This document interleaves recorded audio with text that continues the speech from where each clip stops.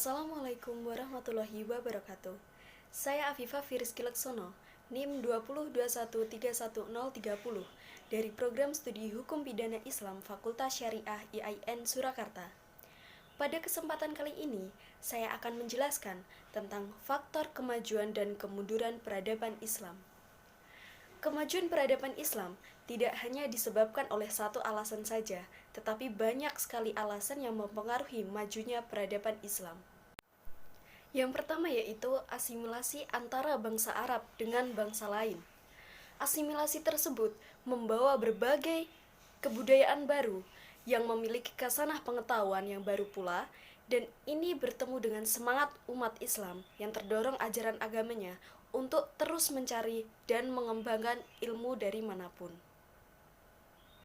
Yang kedua adalah pluralistik dalam pemerintahan dan politik. Untuk mengokohkan dirinya, Al-Mansur mengambil strategi yang berbeda dengan dinasti Umayyah. Zaman Abbasiyah sangat berbeda dengan zaman Umayyah. Dinasti Umayyah sangat bercorak ke Arab-Araban, sedangkan konsep pemerintahan yang dianut oleh Abbasiyah yaitu konsep pemerintahan ala Persia. Pada zaman sekarang, tata pemerintahan Islam tak lagi menjadi monopoli orang Arab.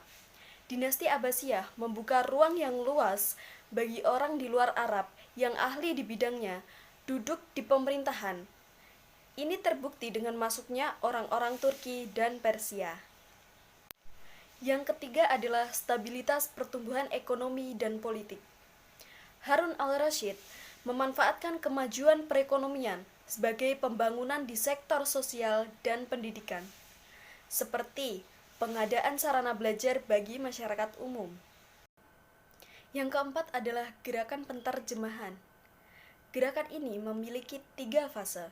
Fase yang pertama yaitu banyak diterjemahkan karya-karya bidang astronomi dan mantik. Pada gerakan yang kedua, buku yang banyak diterjemahkan antara lain dalam bidang filsafat dan kedokteran. Lalu, pada fase yang ketiga, karya-karya mulai meluas diterjemahkan dalam semua bidang keilmuan. Yang terakhir adalah berdirinya perpustakaan.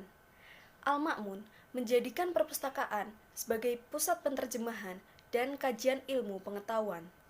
Mereka sangat mencintai ilmu pengetahuan, sampai kebijakan di bidang ilmu pengetahuan sangat menonjol yang mengakibatkan ketertarikan intelektual.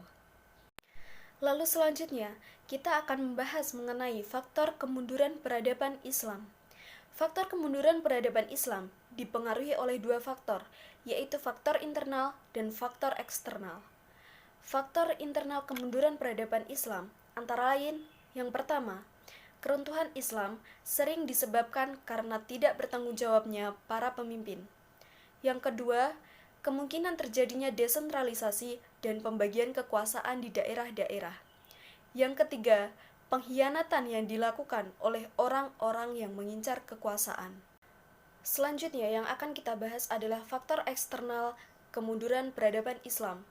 Faktor eksternalnya antara lain yaitu yang pertama, pengaruh buruk dari aliran-aliran alam pikiran Islam periode sebelumnya.